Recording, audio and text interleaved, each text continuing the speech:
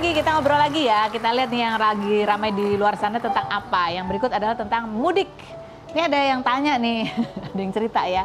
Istri to istri gitu ya. Di usia pernikahan tahun keberapa sudah tidak ada perdebatan sholat id atau lebaran hari pertama itu ke rumah orang tua siapa duluan. Me first katanya, 17 tahun dan masih berdebat. Harusnya pakai sistem undian kayaknya. Gimana sih ini kalau kamu juga begitu kah?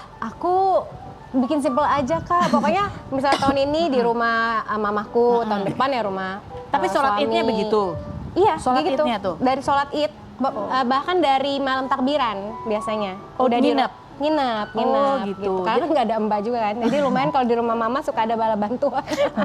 Jadi gitu. ini melarikan diri tepatnya ya. Enggak, mesti enggak sholat id di dekat rumah kalian aja dulu baru ke orang tua? Justru nggak pernah seumur-umur Ustadz aku menikah dengan suamiku sholat id di rumah sendiri tuh nggak pernah. Nggak pernah, selalu bareng sama orang tua? Iya, karena kan memang alhamdulillah orang tua masih lengkap semua gitu. Gitu Pak Ustadz. Pak Ustadz sendiri gimana? Iya, waktu masih ada orang tua kan memang kita tinggal bareng kan. Iya. Jadi di rumah itu memang kita tinggal bersama emak dan ayah, baru ke rumah orang mertua gitu. Karena tinggalnya bareng. Nah sebetulnya kalau bicara soal kedudukan kan, yang paling diutamakan adalah orang tua suami. Tapi balik lagi nih, prioritasnya kan jarak, waktu. Ya kalau suami misalnya orang tuanya ada katakan di Palembang, sementara istri mertua ada di Jakarta dan kita tinggal di Jakarta. Ya masa kita ke Palembang dulu, ya kita tetap ke mertua dulu, baru setelah itu izin pamit ya kami ke Palembang, misal. Nah jadi ada skala prioritas yang berdasarkan kedudukannya atau waktu, jarak, dan lain sebagainya. Aku baru tahu malah yang diduluin ke mertua Ya, karena suami, orang apa tua orang kan. tua suami gitu Ya, ya. karena posisi istri itu dia ada di ridhonya suami. Suami itu masih di orang tuanya. Nah, tapi bukan berarti kalau ke mertua duluan kemudian menyalahi. Yang penting datang. Oh, yang penting Gitu. datang dan yang penting sepakat aja ya. Dan nggak perlu diributin. Iya, yang penting datang. Ya gantian aja. Gantian. Tinggal manja-manja aja sama suami. Tahun depan boleh nggak sih gantian? Gitu ya. Bisa tuh. Oh, ya. Terus nanti ngomong sama mertuanya gitu ya. Yang berikutnya pertanyaan. Kalau ini sekarang pertanyaannya buat Intan.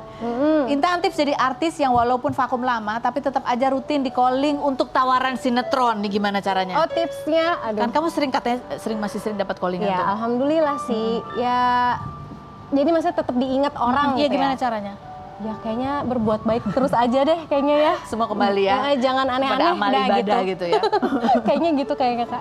Pokoknya jaga nama baik keluarga, diri sendiri, terus juga Sering halo-halo gitu nggak sih sama Apa? kamu sama casting director atau bagian castingnya? Iya, apalagi untuk menyapa aja gitu silaturahmi. kayaknya awal-awal tuh aku sempet yang beberapa kali ayo dong main-main gitu kan. Tapi kan aku beberapa kali nolak karena kan emang anak aku kan, aku masih yang trauma itu.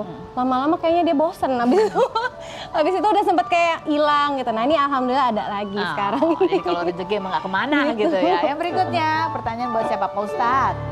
Kalau anak perempuan sudah bekerja, siapa yang perlu bayar zakat fitrah? Iya tentunya dia membayar zakat fitrahnya sendiri nggak ada masalah. Dibayarin orang tua juga nggak apa-apa. Oh nggak masalah. Ya. Jadi bisa dua-duanya. Ngikut Ya. orang tua juga masih bisa ya? Masih bisa. Oke Pak Ustadz ini ada pertanyaan satu lagi. Ada lagi nih, ada lagi. Ini pertanyaan gini, benar nggak sih Ustadz kalau misalnya istri itu punya penghasilan, suami itu dilarang pakai atau pinjam duit istri? Iya, tentu duit istri itu memang duit istri. Karena kan yang bekerja. Nah, suami boleh pakai asal ngomong. Nah, istri kalau ngasih suami itu sedekah. Pertanyaannya, mau memperbanyak sedekah nggak ke suami? Ya.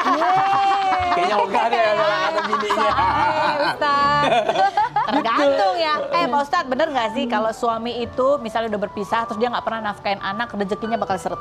Ya tentunya nafkah anak itu masih kewajiban bapaknya. Jadi walaupun maaf ada perceraian antara suami istri tapi punya anak, tetap bapak berkewajiban menafkahi. Kalau tidak, maka pertanggungjawabannya dunia akhirat. Soal rezeki seret bisa jadi karena ada hak manusia yang tidak ditunaikan. Salurkan. Kayak gitu. Pak Ustadz terima kasih banyak Terima sudah kasih, hadir. Karos. Intan juga terima kasih Makasih, sudah hadir Karos. berbagi cerita dan keseruannya hari ini. Terima kasih juga buat Anda yang sudah bergabung. Apakah udah siapin beli kue-kue nastar bentuk apa? Ini dan udah kirim THR kemana ya? Kita ketemu lagi setiap hari Senin sampai Jumat ya di acara Rumpi Indosiar.